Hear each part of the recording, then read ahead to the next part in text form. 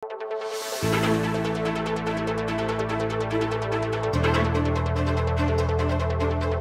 ordinansa na ning lokal akapanibalan nun ni ating national law. Amanan tabi, kareng citizen bangkanitang i-enforce ing anti-smoking program na ning gobyerno. Mupining kutang makanano may enforce ini karetang sasalangsang ating kesyasan buntok. Ang binawal ni kasi binawal yun nandun kaya. Agyalong biya kayong bangkwede, babawa, just hindi. Ali po, andyan ako rin ako man pumunta ng restaurant. Mama, ako naman po talagang asok ulit kailangan. Hindi, babawal ko. Pininiing nag-viral a video na ning lalaking may mangulisak keng harap na ning meto nga restaurant keng Clark Freeport kaya rideng binawal sindi keng kilub na ning pasilidad. Agpangkareng talapagobra na ning restaurant, may nga bulyo laking lalaking pepakilalang negosyante na kabang patupad damo ing batas. Bawal naman po talaga karing makanyan.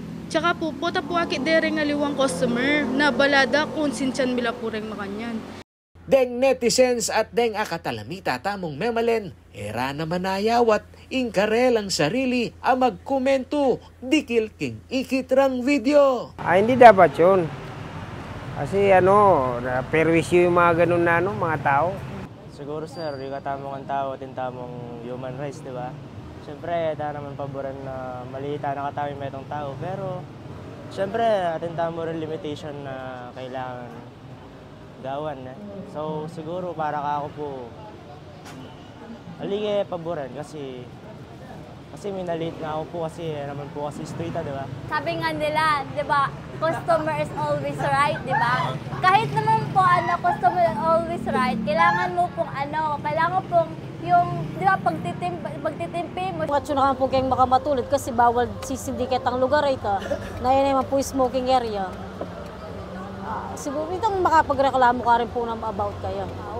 Na po kaya sarili na agyunong rin tao.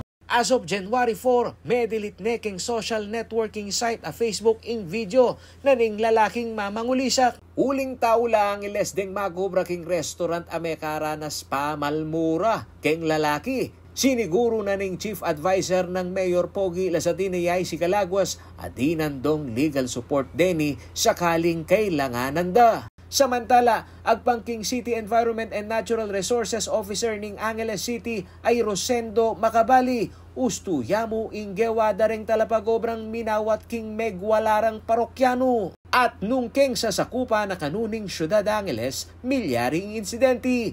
Malyari deng dakpandeng memalen ing tataluki king no smoking policy. Ang ordinansa na ning kay ning Angeles tang Ordinance 431 at inyang Chapter 10 kitang anti-smoking law. Karin, makakabit ka rin na chularet ng usual penalties nung yung violate ka, chularet ng DSA, gano'n. Pero atin mo naman kaya ka rin. Kaya Section 103 na sabihan na rin, authorized apprehender sana o rin. Then citizen sana, pwedeng citizen arrest. Barangay officials, Senro personnel, CSO personnel, CSWDO personnel, PNP personnel.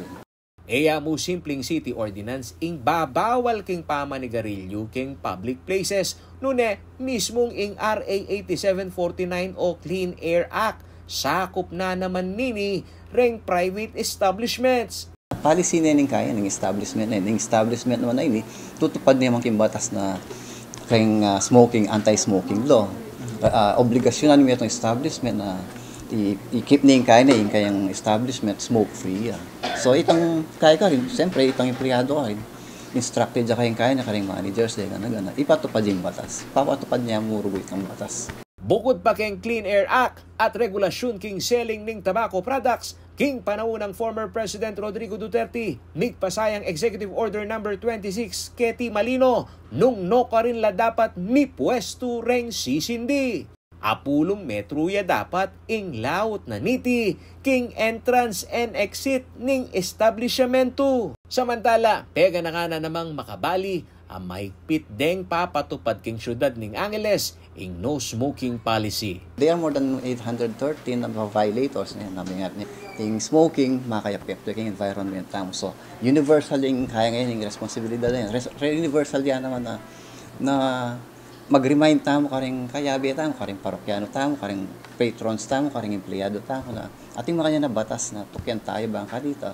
Yung kikatamong kaya environment, asusokan tayo mo naman. 321 niya po ing daily average daring Pilipino mamamate pauli na po ning tobacco-related diseases. Anya kareta pong pibisyo, seryoso ya pong pisasabyan nini. At dapat tamo pong manitindi, karen pong kikatamo pong parang tao, na may apektuan king bubugayong asok.